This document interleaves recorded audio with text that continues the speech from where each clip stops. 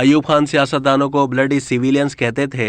Senior सहाफ़ी और तजियाकार हामिद मीर अपने कॉलम में लिखते हैं कि साबिक वज़ीर आज़म हुसैन शहीद सोहरवर्दी मसला कश्मीर हल करना चाहते थे, लेकिन army chief general Ayub Khan सियासत में मुदाखलत का मंसूबा बना चुके थे।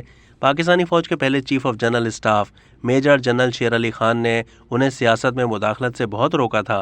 शेर अली खान ने अपनी किताब में लिखा कि एक दिन जनरल अयूब खान ने मुझे कहा कि मैं सियासत संभालूंगा, तुम फ़ौज को संभालो। अयूब खान सियासतदानों को ब्लडी सिविलियंस कहते थे।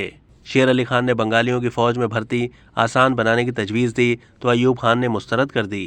उसने इस्कंदर मिर्ज़ा के साथ मिलकर पहले सोहरवर्दी को वज़ारत उज़्मा से अलग किया, फिर फ़िरोज़ खान नून को हटा दिया। सोहरवर्दी से इख्तलाफ की एक वजह यह भी थी कि उन्होंने बतौर वज़ीर आज़म एक ब्रिगेडियर याहिया खान को 11 सीनियर अफसरों पर तरजीह देकर मेजर जनरल बनाने पर सवाल उठाया था। आर्मी चीफ को यह सवाल इतना बुरा लगा कि वज़ीर आज़म की छुट्टी करा दी। अक्टूबर 1958 में जनरल अयूब खान ने मार्शल लॉ लगाकर इक़्तिदार पर कब्जा कर लिया। जिसने 1956 के मुत्तफ़िक़ा दस्तूर की बहाली का मुतालबा किया वो गद्दार करार पाया। मार्शल लॉ की ज़्यादा मुखालफत मशरिकी पाकिस्तान में थी। 1962 में अयूब खान ने पाकिस्तान पर एक सदारती निज़ाम मुसल्लत करने का फ़ैसला किया।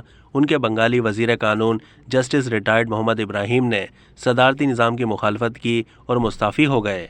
उनका मौक़िफ़ था कि सदारती निज़ाम पाकिस्तान तोड़ देगा, इसलिए मैं इस्तीफ़ा दे रहा हूँ।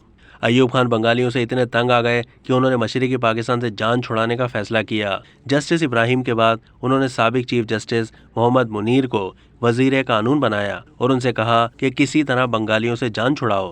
गद्दारी के मुकदमे का सामना करने वाले सोहरवर्दी ने जेल से अयूब खान को एक ख़त लिखा और पाकिस्तान बचाने की दरख्वास्त की, लेकिन अयूब खान ने सोहरवर्दी को जिला वतन कर दिया और वो जिला वतनी में ही इंतकाल कर गए। शेख मुजीबुर रहमान ने मशरिकी पाकिस्तान में डट कर मादरे मिल्लत का साथ दिया, लेकिन जनरल अयूब खान जीत गया और पाकिस्तान हार गया।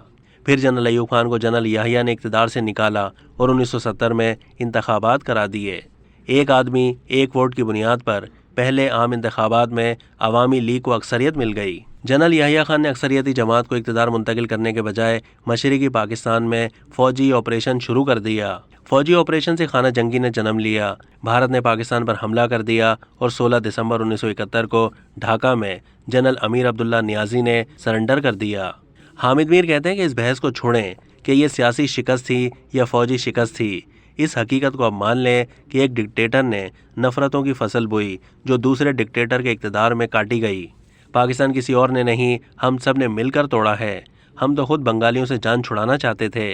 जो गलतियां मशरिकी पाकिस्तान में की गईं उन्हें आज बलोचिस्तान में दोहराया जा रहा है। अब तक के लिए इतना ही। मज़ीद मालूमात के लिए डेली जंग के यूट्यूब चैनल को सब्सक्राइब कीजिए।